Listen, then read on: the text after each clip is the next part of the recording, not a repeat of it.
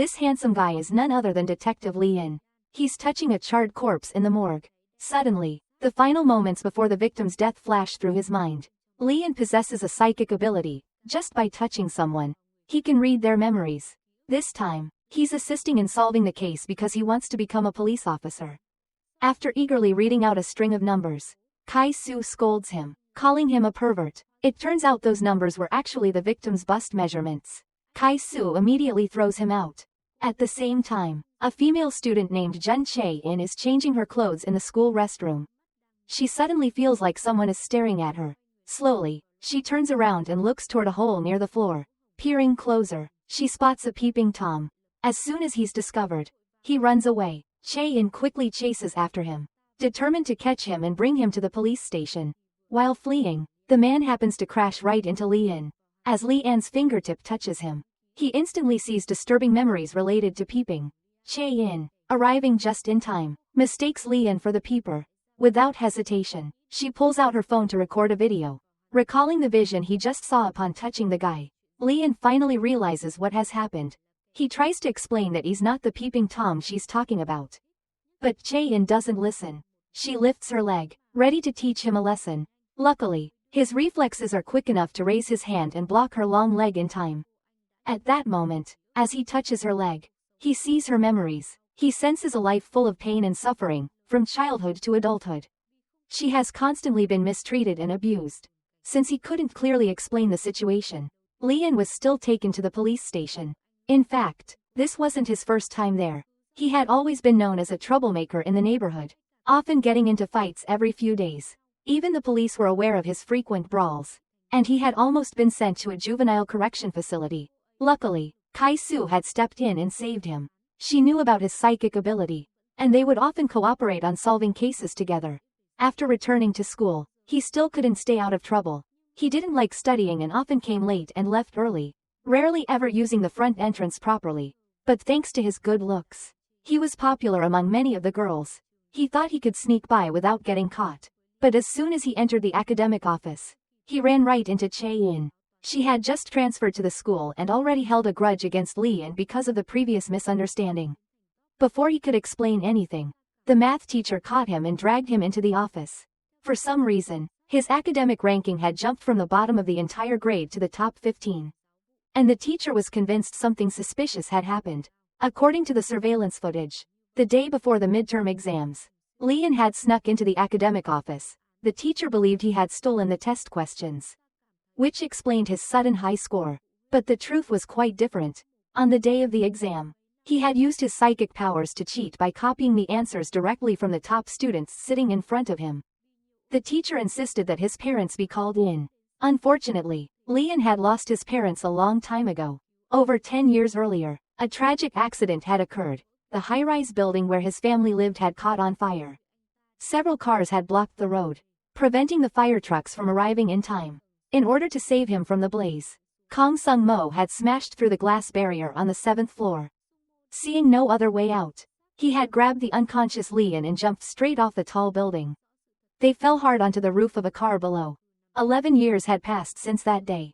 Sung-mo had become an outstanding prosecutor, and his ultimate goal was to uncover the truth behind the massive fire that had occurred at the apartment complex years ago. In that fire, Lian lost both of his parents, while Sung-mo lost the mother who had always depended on him. That day, he received news that the Hanmin nursing home had caught fire. Most of the victims had died from suffocation, but there were 3 women whose cause of death was a stab wound to the right abdomen. This case was strikingly similar to the fire at Dongsung apartment years ago. Earlier, Lian had used his psychic ability, although at the time, he only managed to see the sizes of women's underwear. One particular image showed a woman wearing a ring. That woman could very well be the key to solving the case. To get to the bottom of the fire, the police located a witness at the scene. The witness reported that he had come to Hanmin nursing home and accidentally saw a deranged woman.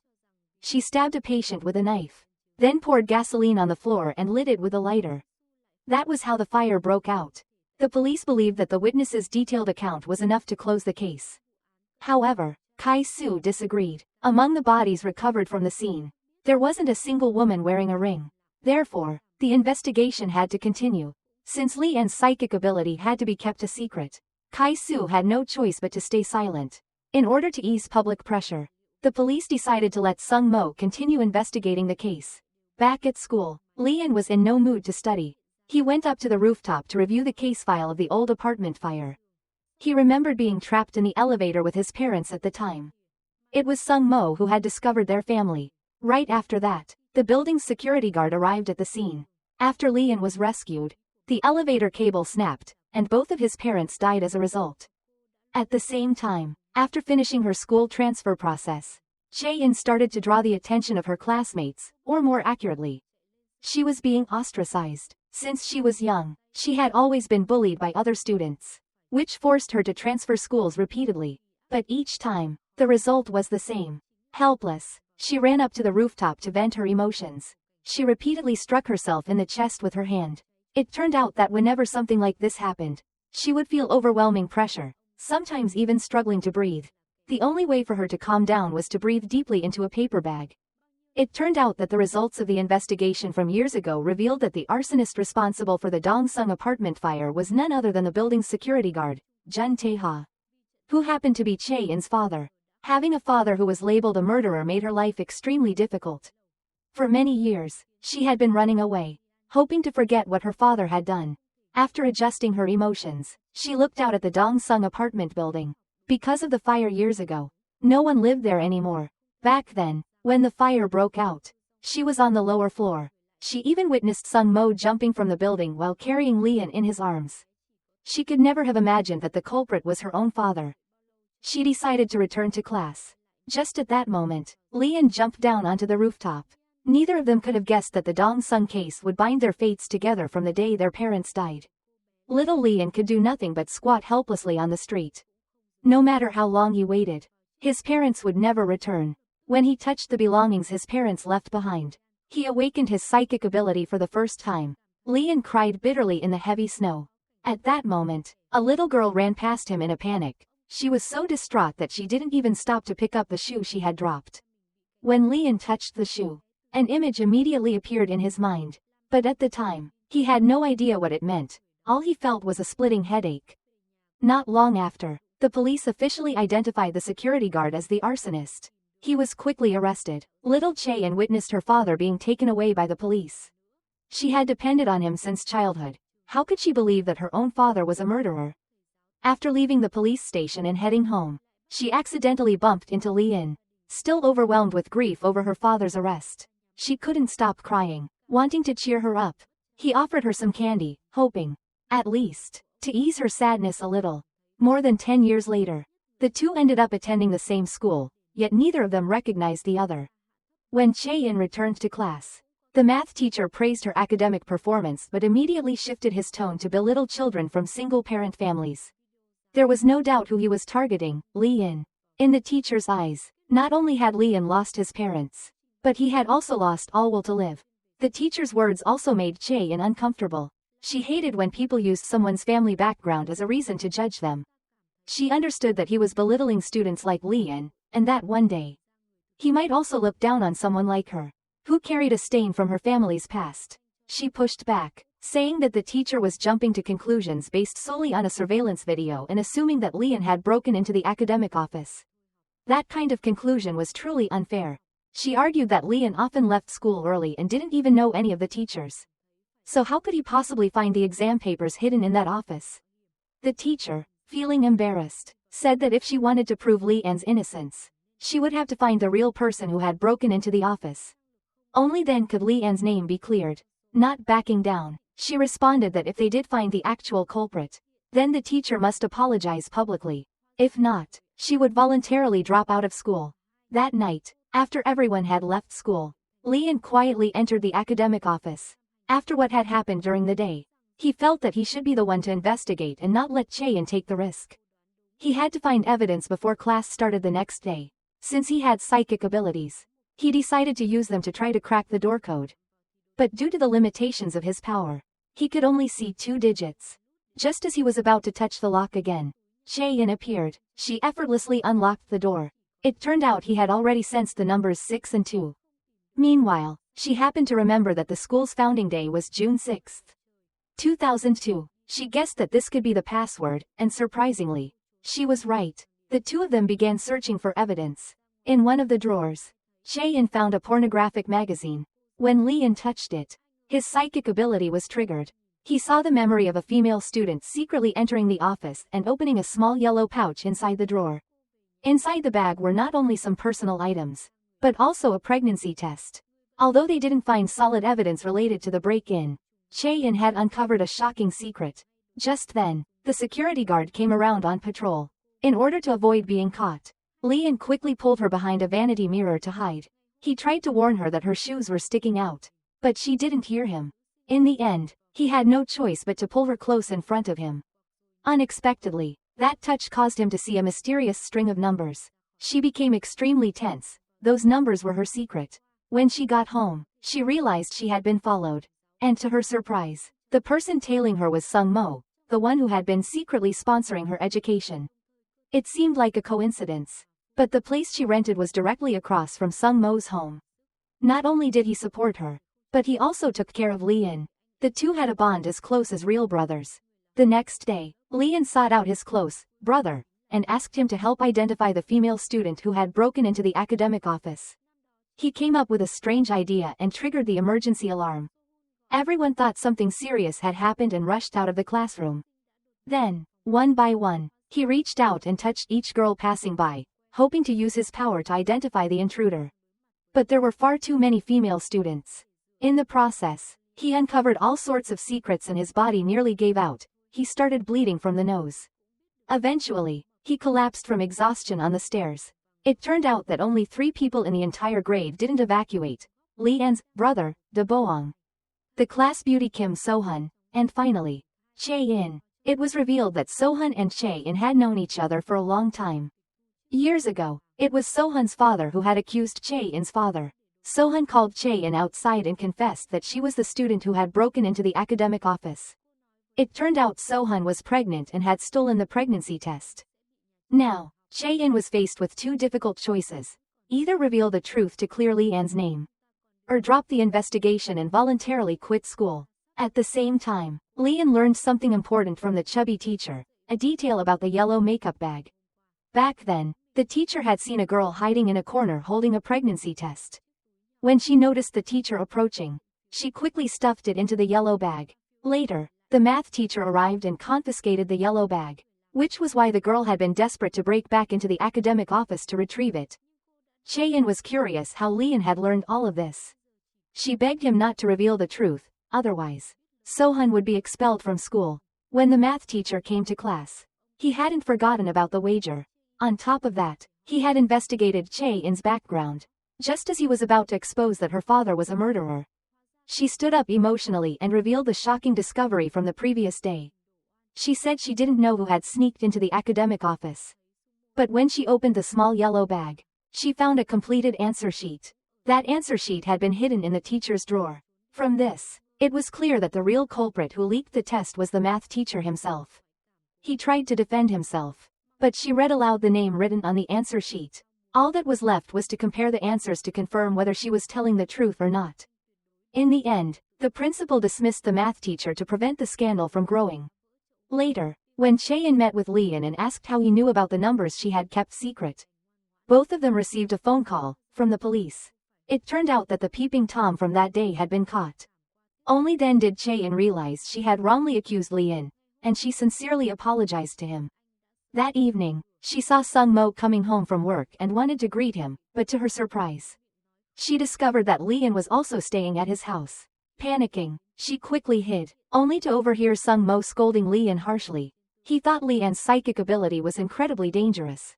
Although Leon could sense that someone was holding a knife with the intent to kill, he couldn't actually see who the killer was. Sung Mo warned him not to become arrogant or overconfident. Embarrassed and frustrated, Leon kicked the flower pot, smashing it. The loud crash startled Cheyenne, who was hiding nearby. She had no choice but to stand up and reveal herself. She had always believed her father wasn't the real killer.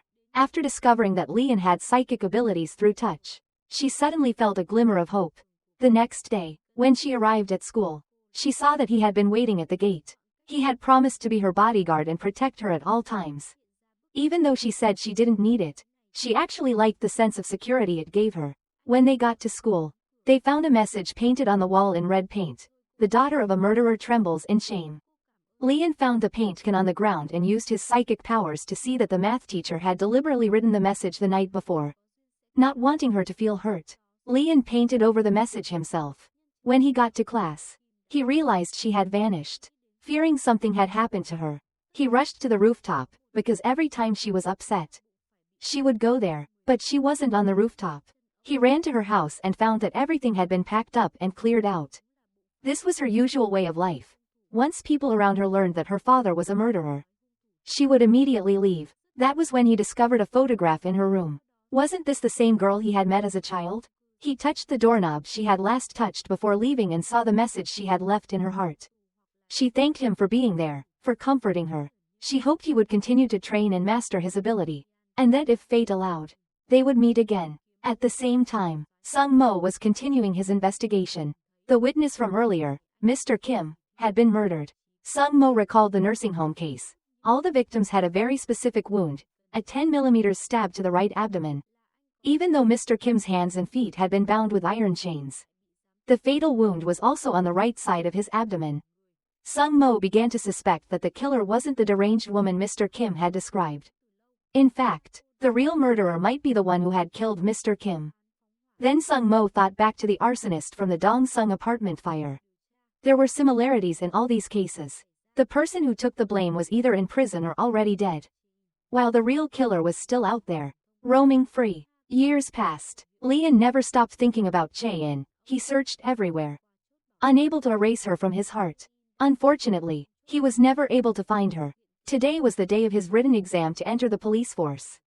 Though his grades weren't great, with his psychic power, as long as he could sense the answers from the person in front of him, he could easily pass. But unexpectedly, the proctor caught him and issued a warning.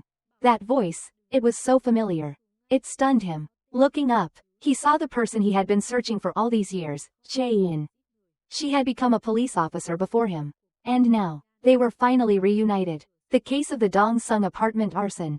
This time, the investigation would be carried out by both of them. The timeline goes back to just before the incident occurred. Tae-ha draped his security jacket over his daughter Chae-in. To ensure the emergency exits remained clear, he decided to post warning slogans on the walls. But at that moment, a man wearing a cap walked past the security post. Seeing that Chae-in had fallen asleep inside, he proceeded with his bold plan.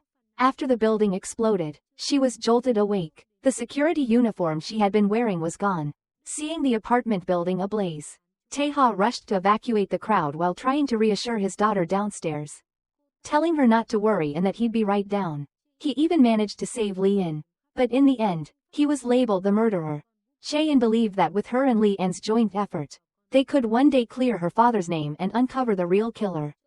However, even after becoming a police officer, she was assigned to a remote outpost. Her daily work mostly involved helping elderly women find their way home. It seemed impossible for her to ever get involved in major cases.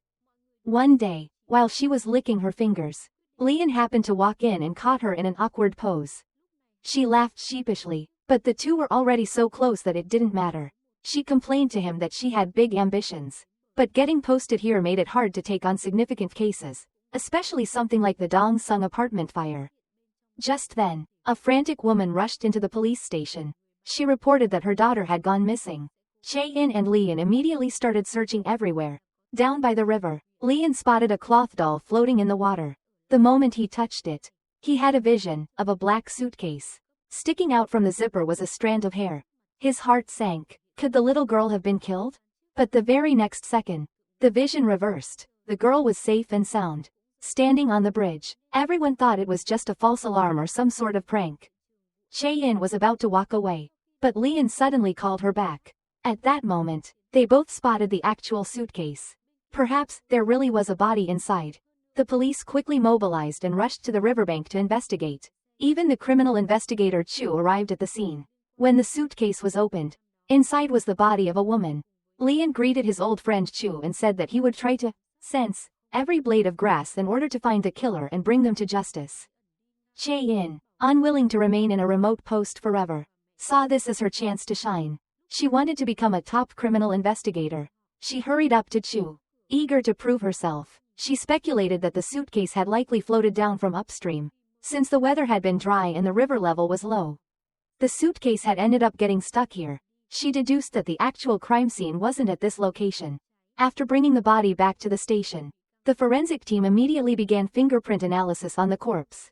Meanwhile, Sung Mo learned about the body that had been discovered, and that it was found by Chae-in and Lee-in. So he immediately drove back to the area. Just like that, the three people connected to the Dong-sung apartment fire were reunited once more. At the same time, a truck driver was secretly observing them from a distance. That man was Kong Taek, the mysterious figure who had walked past the security booth all those years ago. 10 years earlier, Sung Mo and his mother had moved into the Dong-sung apartments. At that time, he constantly felt like someone was watching them. One day, he heard a knock on the door. When he looked through the peephole, he saw the president of the neighborhood women's association. Since they were new residents, she had called a meeting to discuss how to get Jun Tae-ha removed. He was going around promoting fire prevention. And all of this was being watched by Kong Taek from another building in the Dong-sung complex. He was spying on them. Years passed, and now Kong Taek had reappeared. This time, his targets were the same three people. The next day, Lee-in took out the pair of shoes Chae-in had dropped as a child. He wanted to tell her that he was the boy from her past.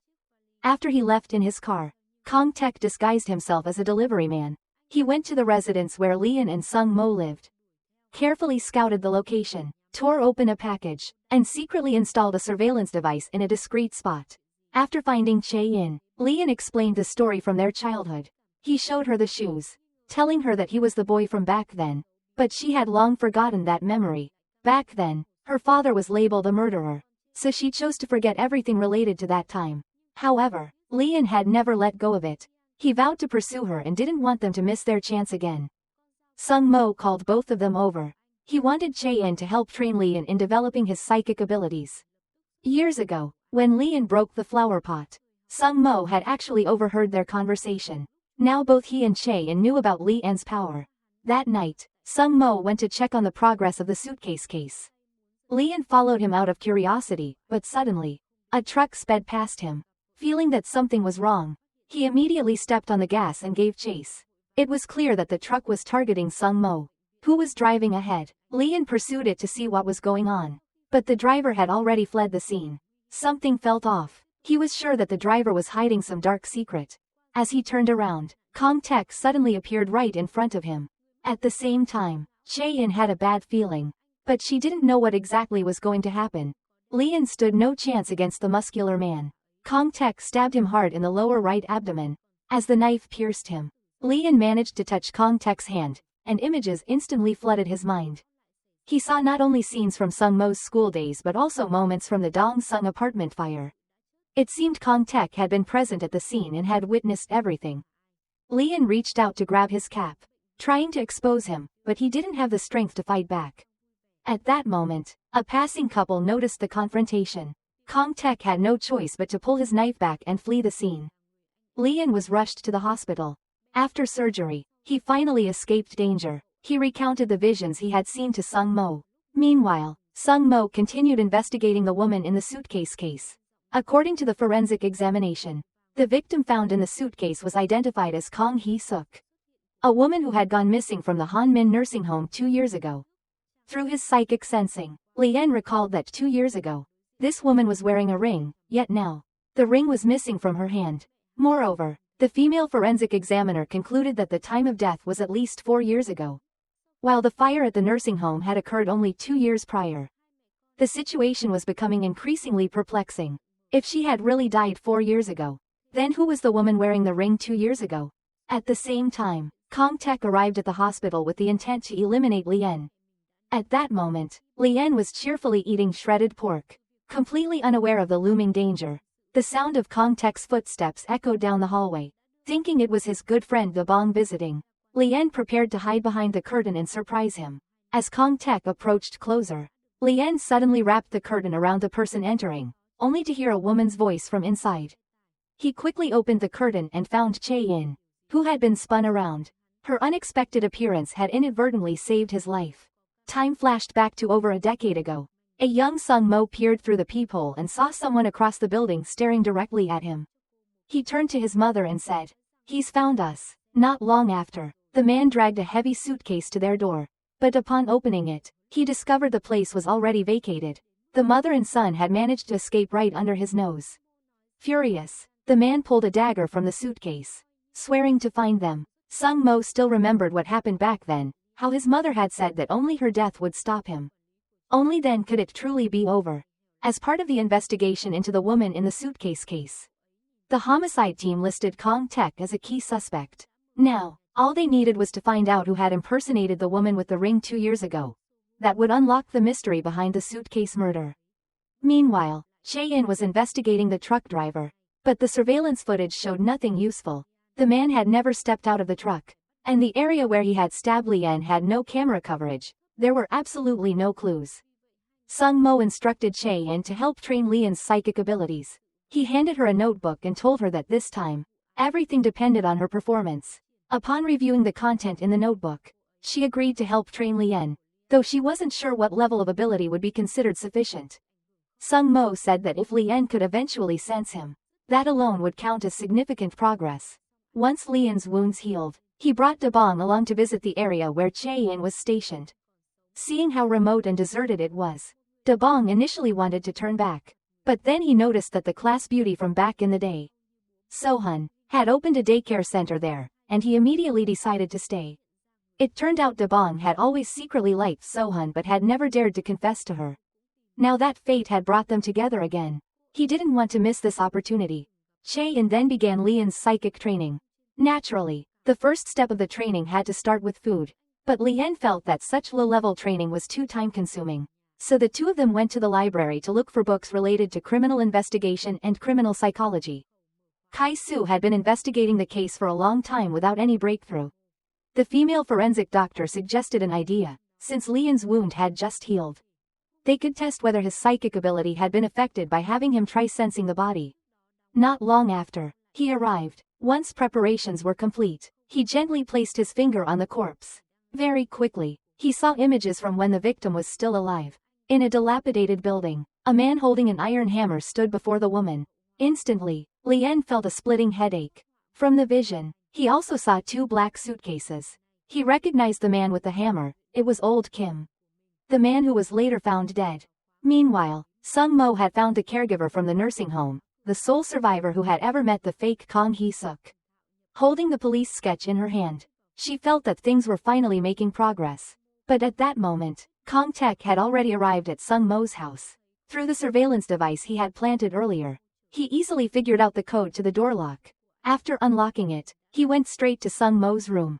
Seeing the photo of Sung Mo and his mother from years ago, he quietly observed, at the forensic office, the murderer of the woman in the suitcase, Kong Hee-suk, was finally identified. It was old Kim, who had earlier posed as a witness but was later killed.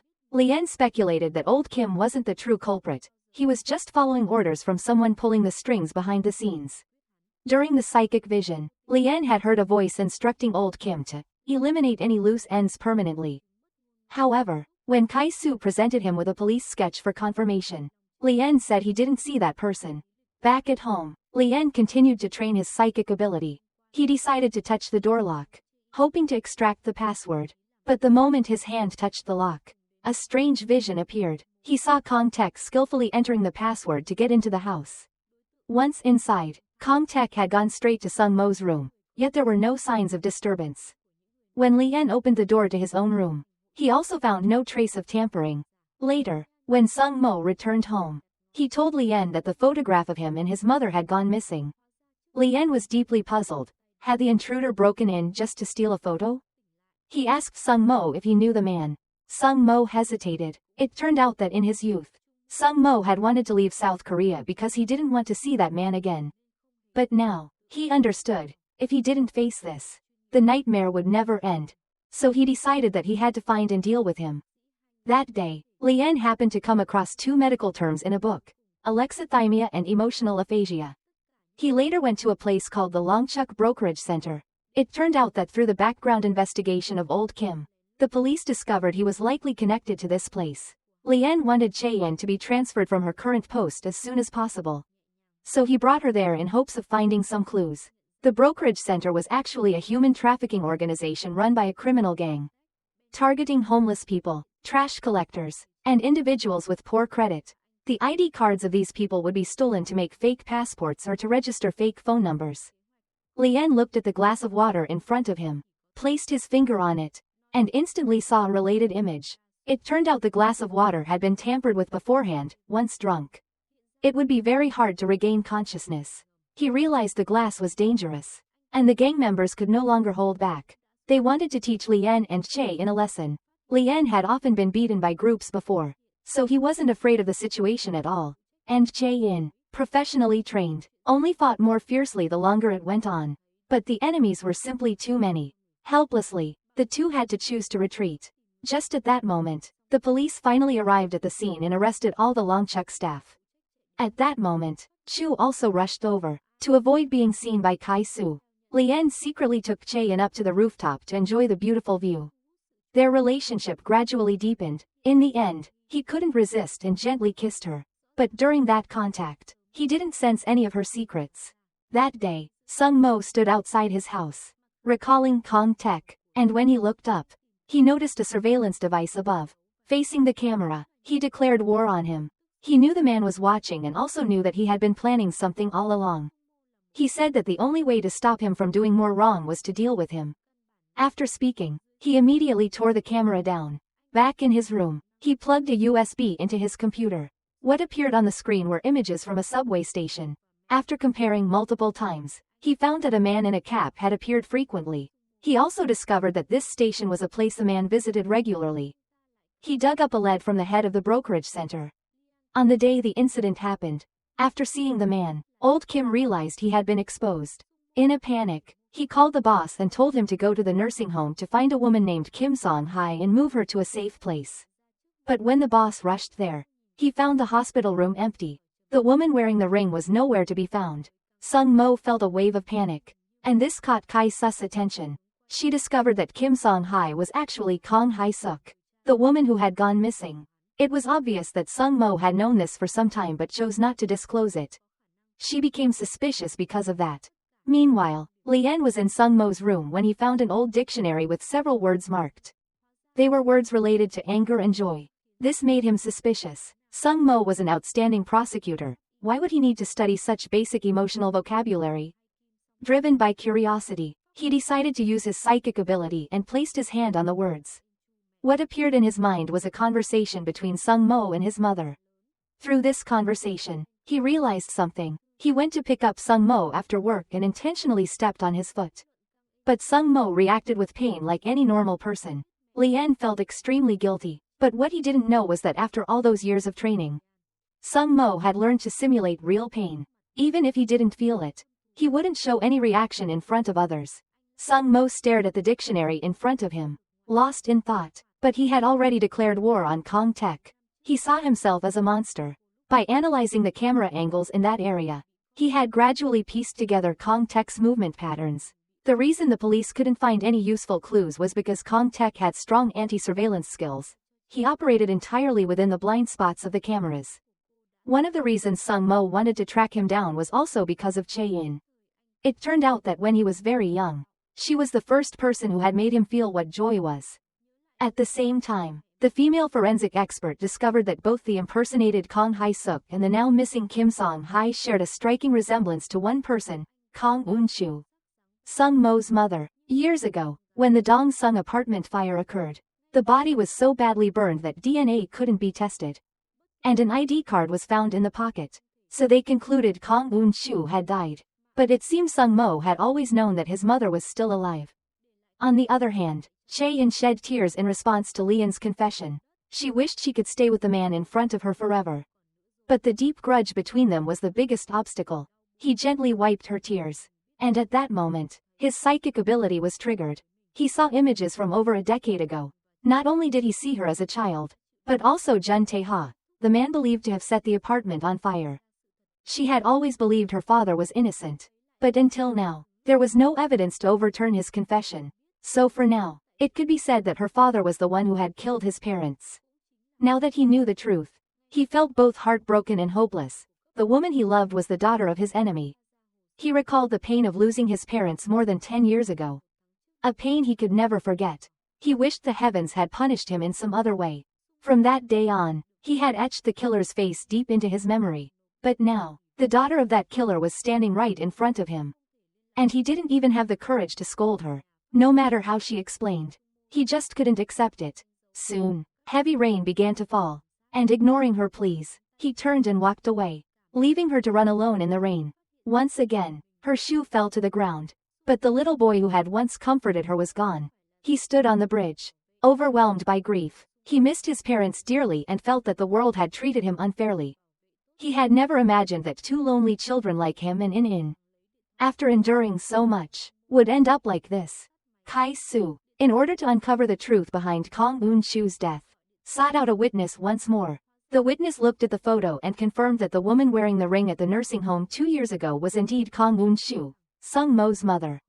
The next day, Kai-Su received a call from a subordinate. It turned out they had found Kim Song-hai's medical record from about a month ago, at a small island clinic. However, unbeknownst to her, Sung Mo had already accessed that medical file before she did. He had also submitted an indefinite leave of absence. At this point, Kai-Su was unable to reach him at all.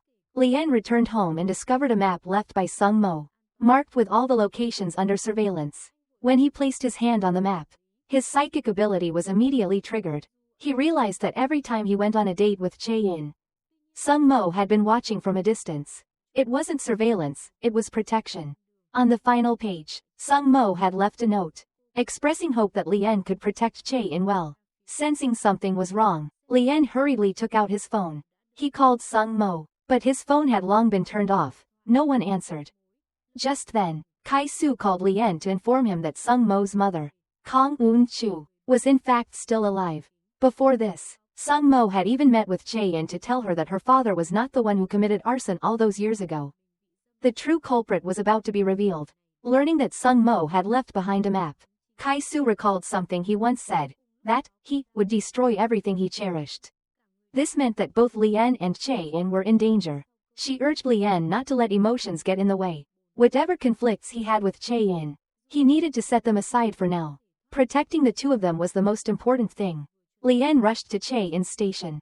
But it was already late at night. No matter how hard he knocked, there was no answer. Just as he called her, her ringtone suddenly rang out from across the street. Seeing her phone lying on the ground, he realized she might be in danger.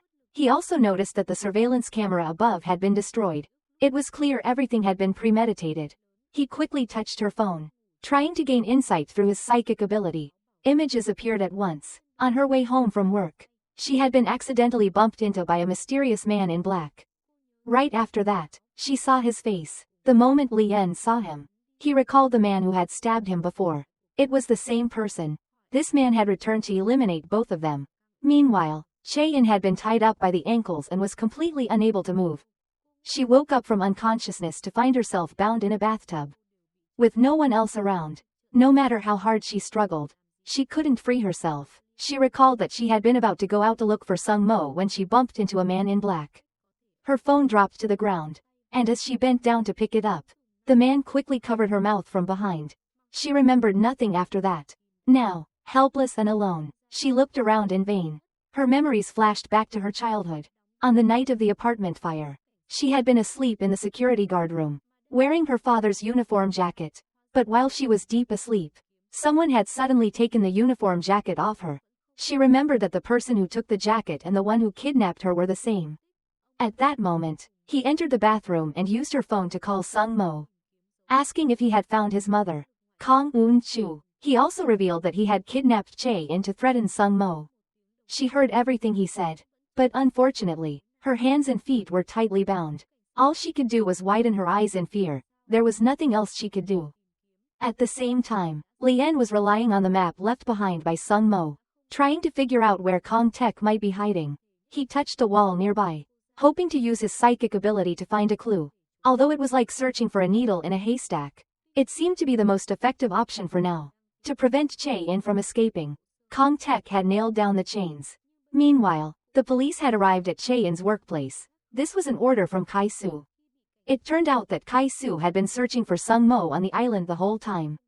Unfortunately, After a long search, she had found no trace of him. Chae-in's supervisor had learned of her disappearance and had marked off several areas, ordering the police to begin searching for clues urgently. Due to his underdeveloped psychic ability, Lien soon became exhausted. Over an hour passed, and he still couldn't find anything related to Chae-in. A kind police officer suggested that he take a break. But how could he give up the search? He regretted the conflict that had happened between them. If it hadn't occurred, she wouldn't be in such danger now. So, he vowed to find her and rescue her no matter what. Once Kong Tek confirmed that Chae-in couldn't escape, he drove off. However, the entire city's police force was now searching for him. If he slipped up, it would be nearly impossible to get away. He had no choice but to bet on the fact that the police had no information about him. When he was stopped by officers for inspection, he remained calm. As expected, they didn't suspect anything. Nothing unusual was found in the trunk of his car, so they let him go. Little did they know, the moment he drove off, police received video footage identifying the suspect. That was when they realized the man they had just released was actually the one who had kidnapped Chae-in. The police quickly launched a city-wide manhunt. But Kong Tek was extremely skilled in evading capture. He had already mapped out his escape route ahead of time. Back at the scene, water had begun pouring into the bathtub where Chae-in was tied up. Soon, the rising water would submerge her completely. If no one arrived in time, she might not survive. When she was first kidnapped, she had thought of Lian's psychic power and had intentionally left behind subtle clues, hoping he would notice. After a long search, Lian arrived in front of a dilapidated building. The moment his fingers touched the doorknob, an image flashed before him. It turned out she was inside. She had deliberately brushed her hand against the door to leave a psychic trace behind. As the water kept rising in the bathtub, she was completely submerged. With her limbs bound, she couldn't move at all. Her consciousness started to fade. Finally, Lian arrived at the scene. Seeing her drowning in the tub, he was overwhelmed with guilt. He immediately jumped in, held her head above water, and untied her hands. After being submerged for so long, her face had turned pale. No matter how he called her name, there was no response. Fortunately, a doctor arrived just in time, and she was saved from the brink of death. Meanwhile, the police continued pursuing Kong Tek, but he was incredibly cunning. Hours passed with no success. None of them had expected the suspect to be so formidable. The next day, Kai-Su went to the island clinic and showed the doctor a photo of Kong Un-Chu. The doctor immediately recognized her and confirmed that she had visited 2 years ago. Just yesterday, Sung Mo had also come by to ask about her. Unfortunately, to Kai-Su's disappointment, Kong Un-Chu had already left the island and no longer lived there. 2 years ago, she came to the island. Already having lost the will to live, she intended to walk straight into the water and end her life. Fortunately, some villagers discovered her in time and saved her. After Kong Un-Chu recovered, she left the island, leaving behind a ring on the bed, and that very ring was later taken by Sung Mo. Kai-Su looked out at the vast sea, unable to understand why Kong Un-Chu would choose to commit suicide. Only Sung Mo knew the full story. At the hospital, Chae-in's condition had improved. Lian decided to let the police return while he stayed behind to watch over her. However, he had no idea that Sung Mo was nearby, silently observing. He knew that Chae-in's kidnapping was definitely related to Kong Tek and was determined to use his ability to get revenge. Sung Mo went to a church to confess. Years ago, Lian's father, a police officer, had given him a business card, offering help, but Sung Mo had chosen not to seek it. Later, he often thought back on that decision. Had he reached out to the police back then, perhaps everything would have turned out differently. Unfortunately, he hadn't had the courage at the time, and so he could only take matters into his own hands. Chae-in gradually recovered and was able to return to the police department. When she arrived, she found that Kai-Su had already moved all the case files there. Kai-Su insisted that they had to uncover the truth and, more importantly, stop Sung Mo before he acted. Having lived with Sung Mo for so many years, Lian knew that if he found Kong Tek, he would surely take matters into his own hands. The investigation revealed something strange. Sung Mo's birth year was listed as 1996 in the documents, but he was actually born in 1987, a 9-year discrepancy. Kai-Su recalled that Sung Mo had once mentioned that his father had died long ago. She began to wonder what secrets were still hidden. The three of them quickly traveled to Sung Mo's birthplace, which turned out to be an abandoned steel mill. They hoped to find some clues there, but judging by the state of the facility, it had clearly been deserted for a long time. Then, They discovered a small door. Lien touched the handle, and immediately a vision appeared in his mind. It turned out Sung Mo had been there recently. Looking at the room's interior, it seemed like the former office of the factory's director. Cheyenne noticed clear fingerprints on the file cabinet, suggesting someone had opened it recently. In front of them was a pitch-black area resembling a basement. Lien pulled out his phone and turned on the flashlight. As he cautiously stepped forward, a young boy suddenly ran out from inside, startling them. The horrifying sight made everyone shudder.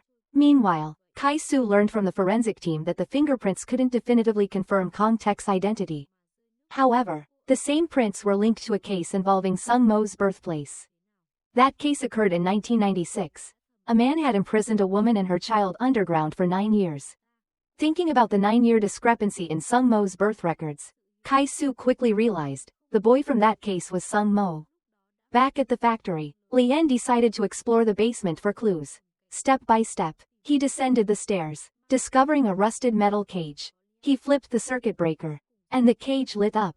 Who could have imagined that a mother and child once lived there for 9 long years? Inside the cage were 2 beds and some personal belongings. But time had taken its toll, everything was covered in dust. Seeing this, Kai-Su couldn't hold back her tears. She couldn't imagine how the mother and son had endured such a life. She had secretly loved Sung Mo since university. When she recently noticed his strange behavior, she thought something was wrong with him. But now that she knew the truth, she couldn't comprehend how deeply he had been scarred. Kai-Su said she would go to the nearby police station to search for more clues. Lien, too, was heartbroken. After all, he and Sung Mo had relied on each other since they were children. He had always thought Sung Mo had a similar upbringing to his own. But he never imagined that Sung Mo had gone through something so horrifying. On the wall were markings showing Sung Mo's height over time. Lien reached out to touch them, and immediately the scenes of the past appeared in his mind. A young woman desperately pleading with Kong Tek to spare her. That young woman was none other than Kong Un-shu. In a flash, she was shown as a heavily pregnant woman, carrying the child who would soon be born. After the baby was born, Kong Tek originally intended to kill him, but it was thanks to Kong Un-shu's desperate begging that Sung Mo's life was spared. Time passed, and Sung Mo slowly grew up inside that iron cage. Kong Un-shu swore to herself that she would one day take her child out of there. But her thinking was too naive. Because he had no contact with the outside world, Sung Mo became very quiet and spent most of his time just staring at a poster on the wall. She deliberately dressed up and asked Kong Tek to bring her a dictionary. It turned out she wanted to teach her son how to read and write. She knew that if Sung Mo couldn't feel human emotions or express himself, he would grow up to become a monster just like his father. Although Kong Tek didn't want to agree, seeing her beg like that, he eventually gave in. After receiving the dictionary, she began teaching Sung Mo to read. That small dictionary slowly changed him. The boy began to develop a curiosity about the outside world. Unfortunately, a heavy collar around his neck made escaping from the cage extremely difficult. After witnessing Sung Mo's tragic childhood, Lien once again burst into tears. He had always thought of Sung Mo as cold and distant, not knowing that his personality had been shaped by such a dark past. Meanwhile, Kai-Su had gone to the record archives at the local police station and found a case from 1996. That year, Kong Un-shu had managed to escape the cage with Sung Mo. But when they arrived at the police station, they couldn't speak or explain anything. The only thing the police found was a pile of rusty chains. No other clues were recovered. Although the suspect had been identified, he was so skilled at disguising himself that even to this day, the police had not been able to catch him. Kai-Su inquired about the physical evidence from that case, but it had been taken by one of the victims several years earlier. Then she discovered a crucial piece of information. Sung Mo had been diagnosed in childhood with alexithymia and emotional expression disorder. Cheyenne couldn't believe that the brother figure who had helped her for so many years had such a heartbreaking past. Kai-Su speculated that his condition might be genetic, inherited from his father. But then, why did Kong Tek fall in love with Kong Un-shu? The forensic doctor explained that people with emotional expression disorders often have smaller amygdalas. But with certain experiences, the amygdala can continue to develop. It was highly likely that Kong Un-shu's presence allowed Kong Tek, who had never experienced emotional connection, to feel a kind of love for the first time. That's why he obsessively sought her out afterward.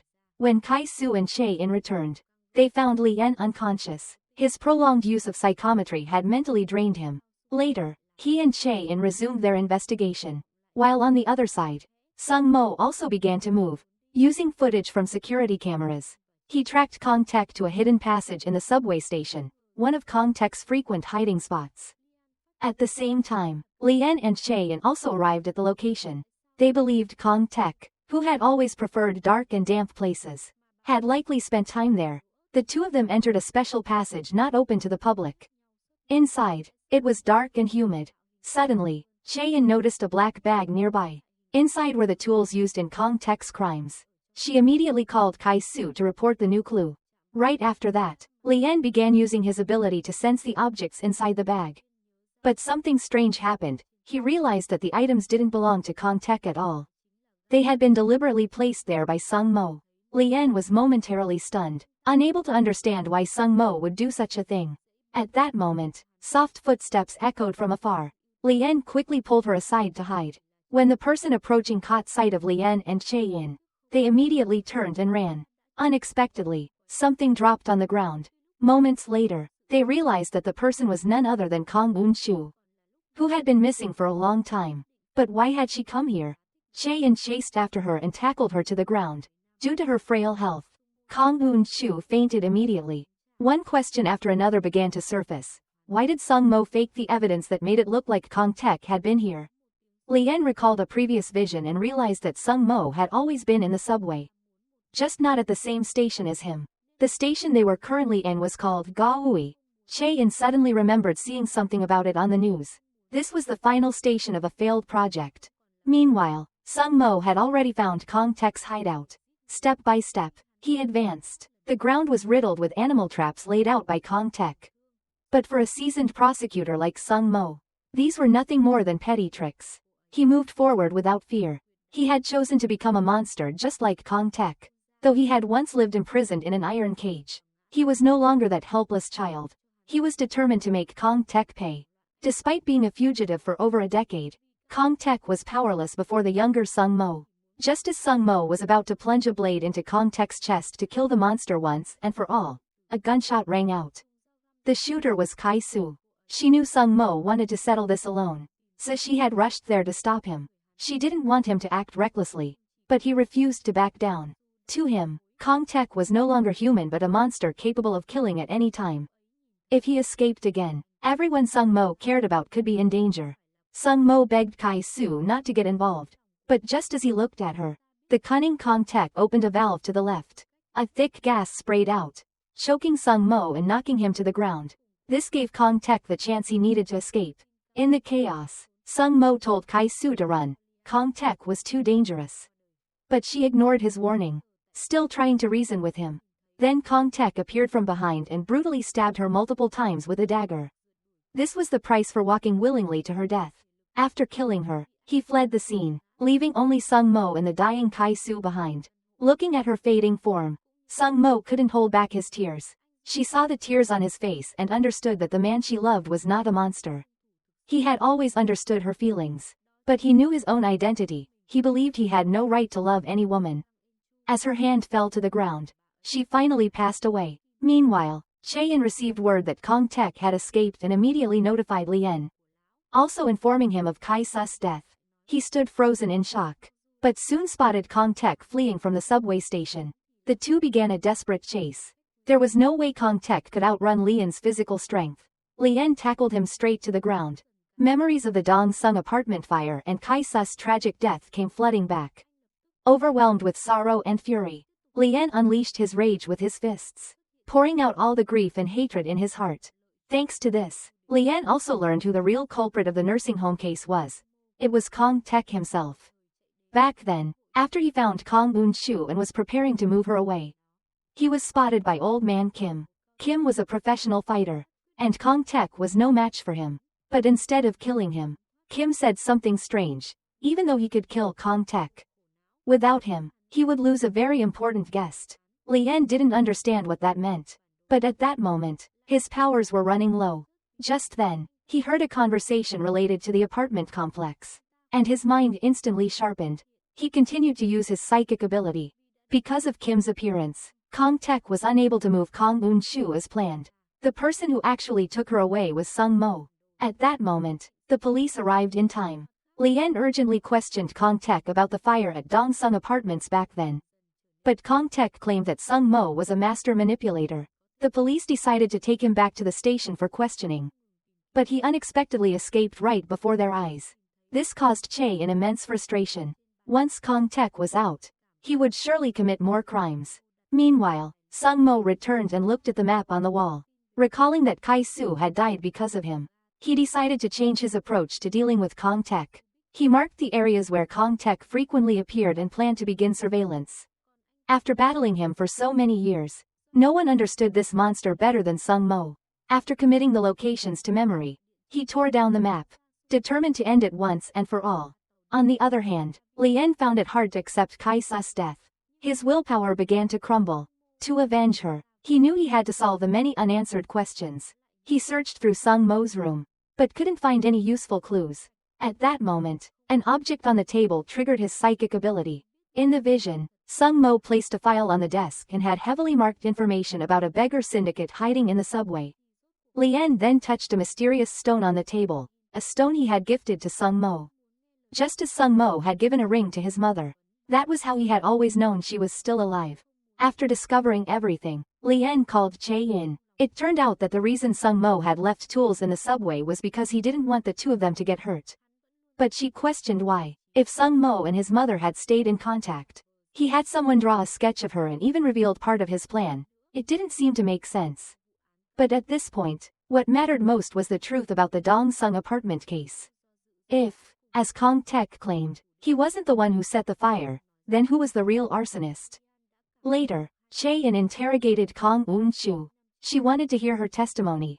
Faced with questioning, Kong Un-chu confessed. It wasn't that she didn't want to reveal she was alive. It was the fear in her heart that wouldn't allow her to. No matter how far she and her son ran, Kong Tek always managed to find them.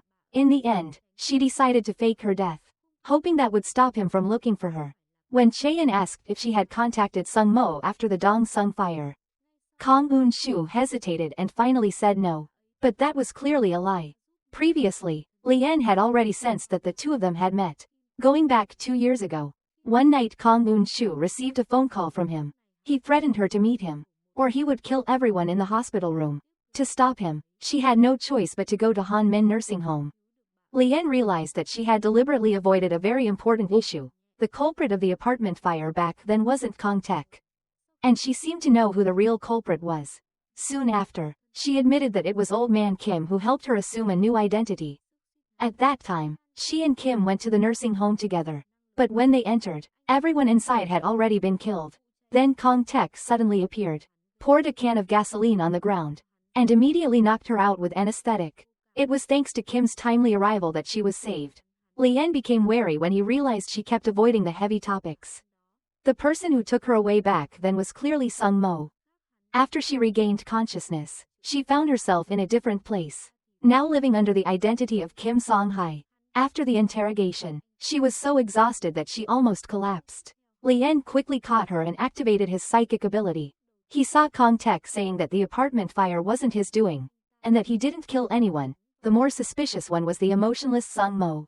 Lien immediately opened his eyes, certain that Kong Tek was lying.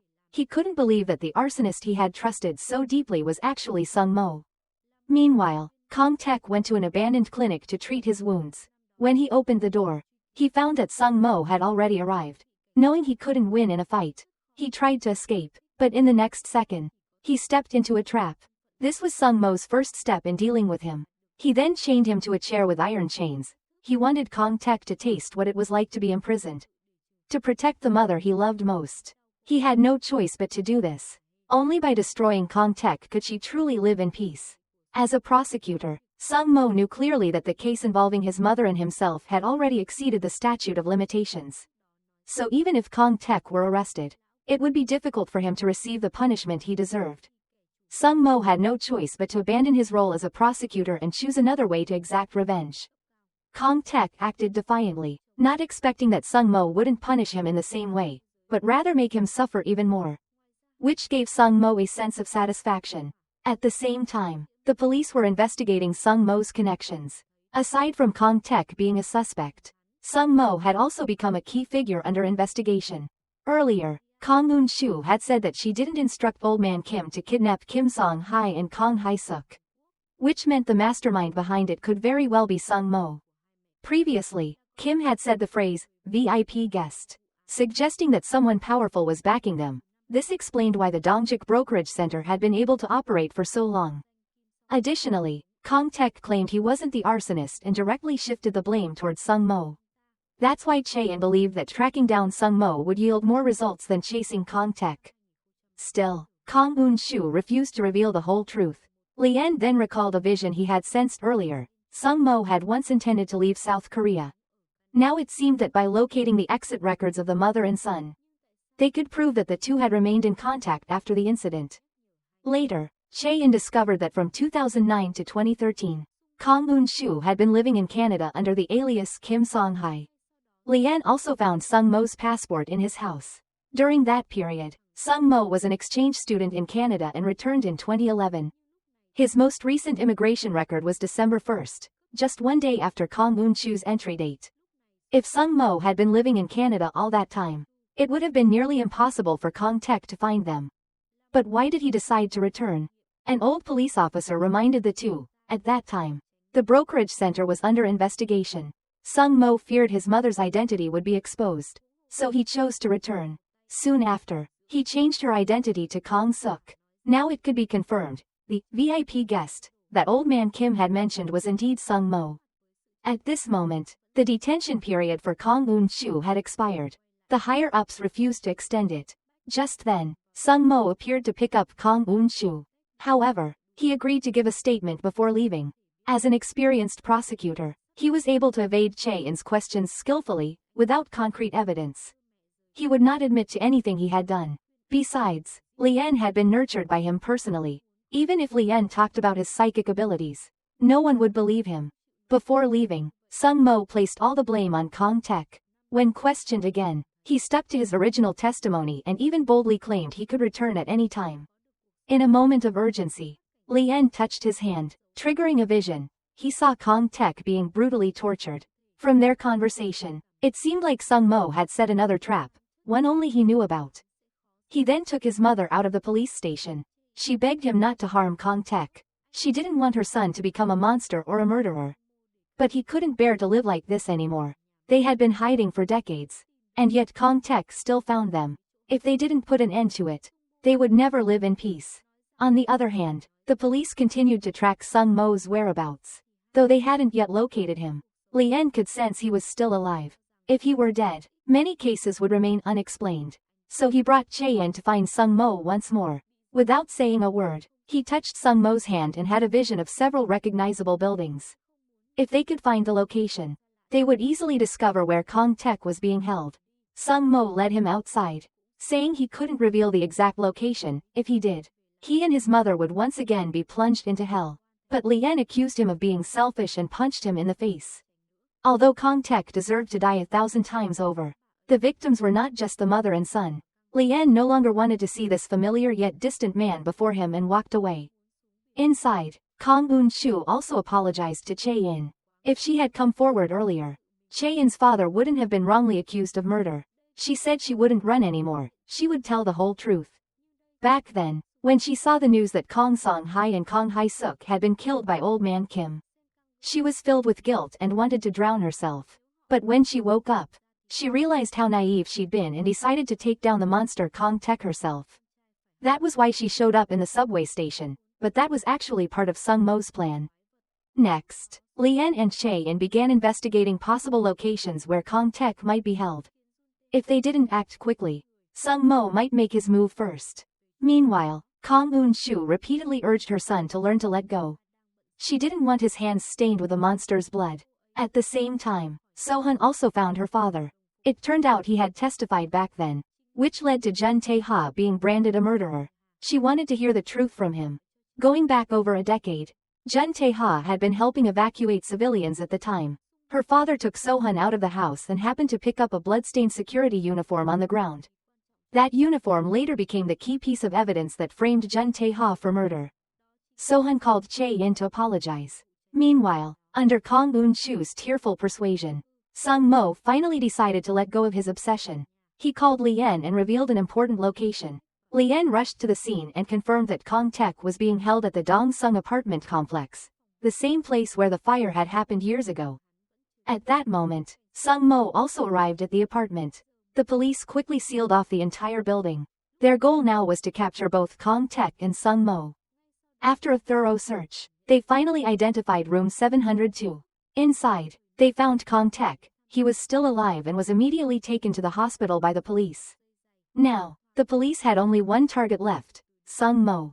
As Lien was leaving, he accidentally touched the door handle. Immediately, a vision appeared in his mind. The scene shifted back to more than 10 years ago. A young Sung Mo was attending a women's association meeting on behalf of his mother. As he bent down to tie his shoelaces, he faintly heard footsteps approaching and the sound of a suitcase being dragged. The man was Kong Tek. He had come looking for them again. He arrived at their residence and, seeing no one inside, drew a dagger in preparation for the worst. Sung Mo, instead of staying for the meeting, had returned home. When he saw the severed fingers inside the suitcase, he realized Kong Tek was trying to fake his mother's death and take her away. Seeing all the tools scattered on the floor, he suddenly had the same thought as Kong Tek. He put on a security guard uniform and knocked on the Women's Association director's door. The moment she showed suspicion, Sung Mo quickly stabbed her in the right side of her abdomen. He didn't stop there. He used the same method to kill 2 more people. After committing the murders, his heart was filled with anxiety. But to help his mother escape, he chose to stage the room to fake her death. He then cut the gas pipe and placed a lighter in the microwave. With that, the plan was set. On his way out, he removed the security uniform and casually tossed it in the hallway. This was the full sequence of events behind the Dong Sung apartment fire. After sensing all this, Lien was overwhelmed with grief, nearly suffocating from the pain. Even though Cheyenne gave him CPR, he remained unconscious. After continued effort, he finally began breathing again. He told her everything he had sensed. She couldn't believe what she was hearing. At this moment, Lien also realized where Sung Mo was hiding, his old home. In fact, Sung Mo had returned there several times, hoping for forgiveness, but now it was too late. Years ago, when he opened Kong Tek's suitcase, he had simply thought locking him in a closet would set them free. But when he heard the explosion, something in him died too. That's why he later jumped from the 7th floor with Lien. Now that the truth had been uncovered, he had no choice but to turn himself in. Sung Mo apologized to the 2 of them for all the crimes he had committed, crimes that had led to Cheyen's father being wrongly accused for over a decade. In the hospital, Kong Tek was saved, but his arm had to be amputated due to severe infection. During interrogation, the police asked Sung Mo why he killed so many people but spared Kong Tek. He replied that rather than letting him die, he preferred to make him suffer. In court, Kong Tek refused to admit to any murders. His goal was to force Kong Un-Chu to testify. He wanted to see her one last time. Only when he saw her on the stand did his demeanor change. Because she testified, he was sentenced to death. As for Sung Mo, because he confessed and was forgiven by the victims' families, he was sentenced to 13 years in prison. A year later, Lien was working hard to become an official police officer, taking exams and helping other officers solve cases. One day, he visited Sung Mo in prison. Now, he couldn't bring himself to hate him anymore. Ever since saving Lien, Sung Mo had been filled with guilt, caring for him like a parent. Now that everything was over, he could finally feel at peace. The next day, Lien and Cheyenne went apartment hunting together. The 2 had begun living together. On the street, Lien happened to encounter a man whose pregnant wife had lost her child due to medical negligence. Seeing the man drop a flyer, Lien picked it up and returned it to him. In that moment of contact, Lien decided he would help him. This is where the movie ends. If you enjoyed it, please like and subscribe.